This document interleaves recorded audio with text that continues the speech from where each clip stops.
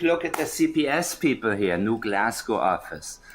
And if any of you have an idea, who these people really are, who they are related to, well, this is a very inbred area. People are related. It doesn't matter that you have, a bunch of... Well, it can matter. We need to know how close these people are to each other. Names like Corbett, Gettis, McKenzie, they appear. What the hell is going on here? Can you see this now?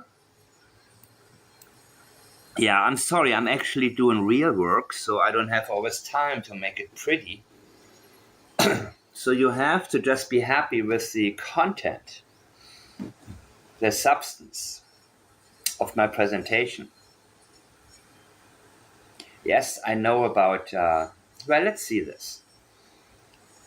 Here we have a McKenzie. You see, we're talking about CPS, caseworkers, and administrative assistance, support, blah, blah, blah, blah, blah. And here's a Gettis. I mean, how close is this Gettis to the ones that we are, unfortunately, too aware of? I didn't even notice that. Shouldn't be, right? But that's what happens when you have... Allison Gettys. Who that? Who the hell is that? Jordan.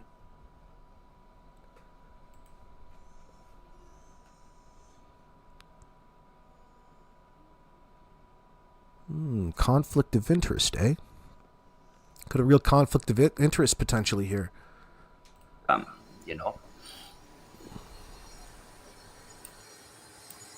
don't finish my sentences for a reason. Allison Gettys. McKenzie, Sherilyn. McKenzie is so common, people, even within the police department. And remember, I showed you like a 100-year-old picture of the McKays and McKenzies that came together to Pictou County, and they had they brought a bunch of single women there also one time, right, from England or from France. I forgot the story. Nasty I'll tell you more houses. about it later, because sometimes these little things can actually be informative. I like to do things for more than one reason. I like to learn not only about this depressing case and these cover-ups. I like to learn about, Nova Scotia, the history. Back in the days, math was not an available substance. People didn't know about it. Maybe they were just a bunch of drunks like Darren. You know what I mean? I don't know. Maybe they were cool, and later they became what they are today, or some of them are today. I have no idea, but... Oh, shit. Mike called you a drunk, Darren. The old booze-nosed bastard. I love that. Don't even have to ask him. Darren, Mike called you a drunk, bro.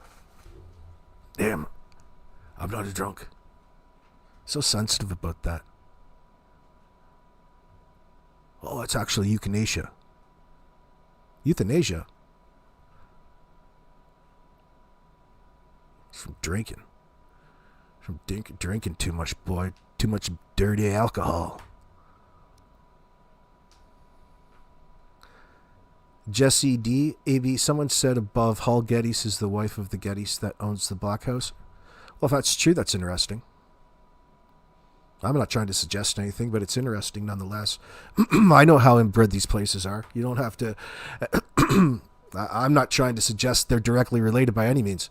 It's interesting. It's worth a thought. It's worth a follow-up in that sense. It's worth trying to figure out. But do I think so? No, I don't think they're really actually related.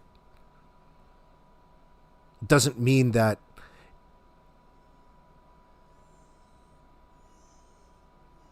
maybe the worker already knew Daniel, and it would be very it would be odd if that really was true, because it goes against kind of how they operate.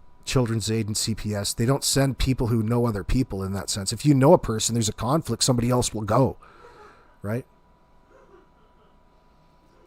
Like it's an easy correction. Like, I mean, I'm not saying it doesn't happen or it isn't a possibility, but that's in my mind.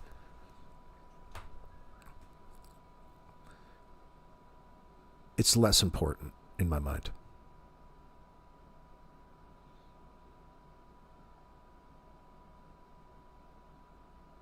But it's still worth it. I heard that too. The Black House gives me the creeps, but who knows? Oh, they just cleaning it up before they put the new insulation and siding on it. You have to strip some places down. To do a good job, you should strip it down from all of the old shit that people have put over it over the years. And they've really stripped that down. But it looks like a haunted house. Yeah, that place that's right in the corner. I can picture the one you're talking about. They got a bike and the old pickup in the driveway. Derwood claimed he sat in on a CPS meeting trying to help Logan get custody of Meadow. Well, that could be. But that's a whole different thing.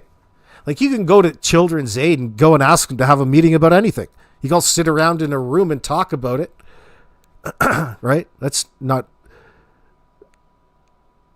This is just sus to you, is what you're saying? And if there are relatives involved, I don't... Ginger's mom, I don't think it's necessarily something we have to worry about.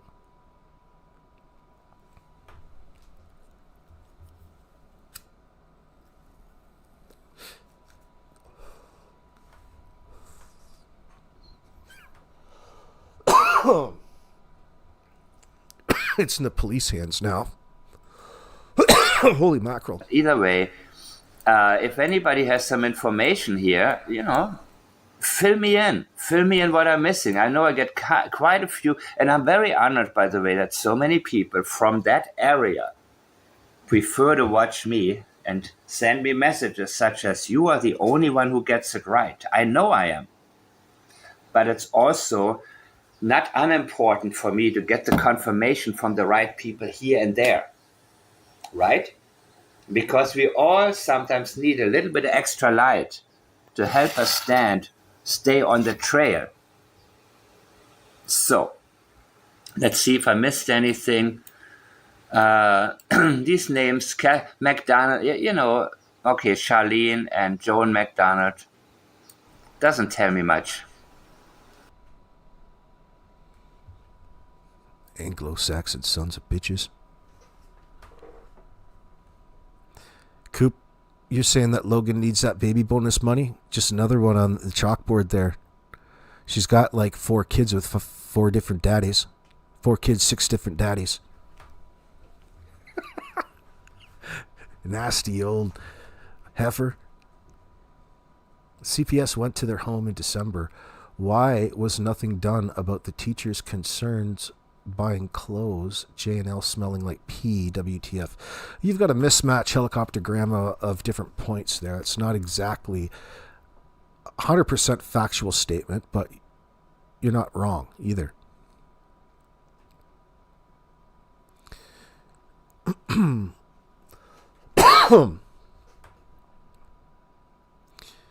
So, I'm not sure the teacher's exact statements at this point in time anymore, but I think it was just something that they got out of the lost and found. But it still doesn't take away from the reasons why they had to clothe Jack and Lily. They're being sent underclothed in that sense. Why? I don't know.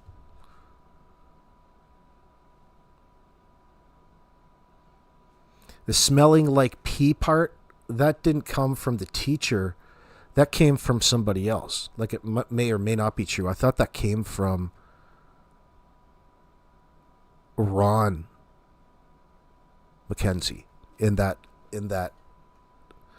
telephone call. So, I mean, I hope it's not all true. Like, but what are you to believe, right? It's just another bad thing you're hearing. If there was concern from the school in that sense, that doesn't automatically mean that the state comes in and takes your kids away from you because of something that somebody said. We don't live in a society like that. They have to investigate. Stage of the game. It's a distraction away from the real guilty parties, the people responsible of something they're not even charged with yet. So in my mind, not even worth considering. There's nothing anybody could have done to prevent what happened to Jack and Lily other than the people that did it to Jack and Lily. There's no magical way, and there's no piece of legislation that's going to be enacted that's going to prevent the kind of shit that Jack and Lily had to go through on the daily.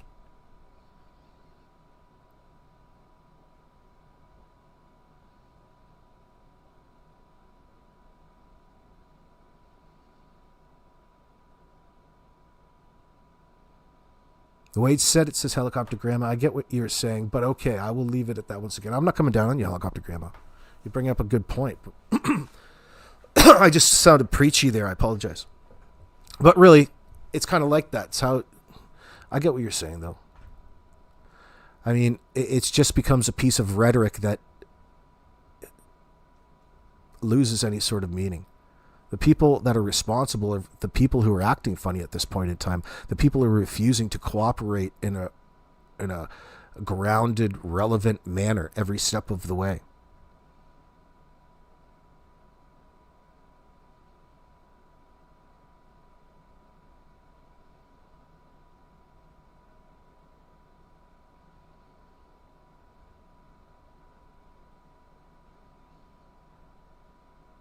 We don't need a bunch of babysitters for adults in this world in that sense. You don't want to live in a society like that. At the end of the day, Jack and Lily were failed. Yeah, you can say that. By the natural processes of things. They were failed by their mom, their dad, their stepdad, and one crazy biatch that insists on living in a broken down RV in the driveway. Let me emphasize broken down. Isn't that right, Janie? Broken down. Oh, shit. And it is. It doesn't run. It doesn't run. You're not out enjoying nature. You're doing it from the chalk blocks in your driveway. I said it, your driveway, not your yard. Janie, you crazy old bat.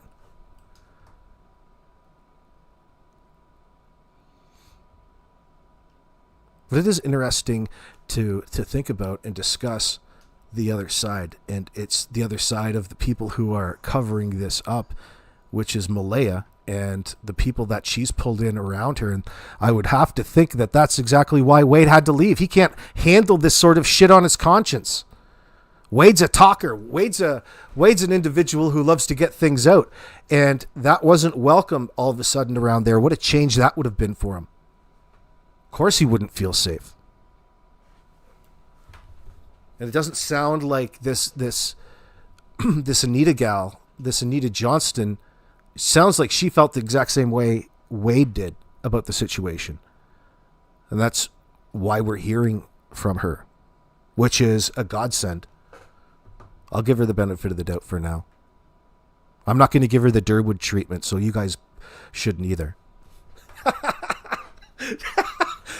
It's hard because of what we went through with Derwood. We'll give her... She's making sense. So far, she's making sense. She's talking right. And Jordan, those Jordan threats go a long way too, I tell you. That's a hell of a way to gaslight somebody. If they did. But right now, I'll give her the benefit of the doubt. God bless her wherever she is tonight. So I wanted to make sure that you all knew that. I knew it's going to take a little bit of time for it to get around to the algorithm, but I'm trying to head off people that are watching reactions from other videos in behind, so I've got to mention that. So, Anita What else did she bring up? We talked about...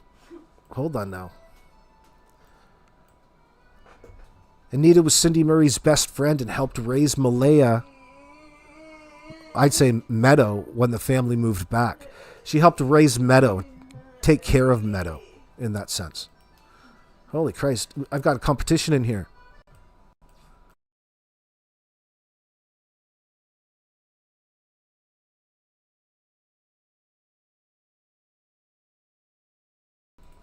Anyway. Let's see. She learned how much covering up has been going on inside Cindy's house and is very close to Wade. How close exactly? I think Anita's married. Oh, yeah, she is married. Anita is now being heavily threatened. She and George... Well, hold on. Hold on. Mike's saying Anita's being heavily threatened. Mike believes this is because things are moving right now, and she knows too much. Oh, hell yeah. He calls her 100% truthful, no sign of deception. And he goes as far as to say he can guarantee she's trustworthy. And right now, it's taken me a few days to come and warm up to that, but I trust Mike in that sense. So, that means I trust Anita too in this. Give us more of that juicy information. That's juicy. Let me see. I should lock that down because it keeps moving. Hold on. I got this stupid thing on my mouse that's pissing me off. It's not acting as it normally does, and it throws off everything. Fucking life. Let's see. Third world problems, bro. Some of the ongoing communications, and Mike calls it a pact between Malaya and Daniel. They communicate by proxy and have done so the entire time. Well, that's understandable. Daniel sent Malaya $350 with a note and later $200. She disappeared for a while after the first payment. Mike speculates they must have met. Okay. Daniel wears a gold chain Malaya gave him as a visible signal that I'm still with you, girl. We protect each other. He keeps it out all of the time, even in court. Mike now believes they are in this together despite surface anger. Well, great points. Great points. It's always been there. Like, I mean, they're bonded by this through their statements to the RCMP. They're false statements in that sense.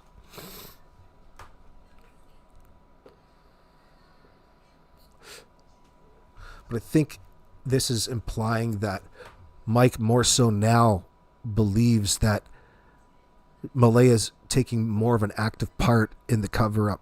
I don't know how much more or he feels at this time. I get it. Malaya's half-brother Hayden and Daniel's connection. So Hayden is Cindy and Joey Smith's kid, and that's Malaya's half-brother. He is very, very soon to be discussed in relation to his friendship with Daniel, and why was he driving that car? New question Mike flags but doesn't answer yet. So he's making a suggestion here. Gives me a feeling that Hayden could be a factor in destruction of evidence and becoming an accessory to all of this as well.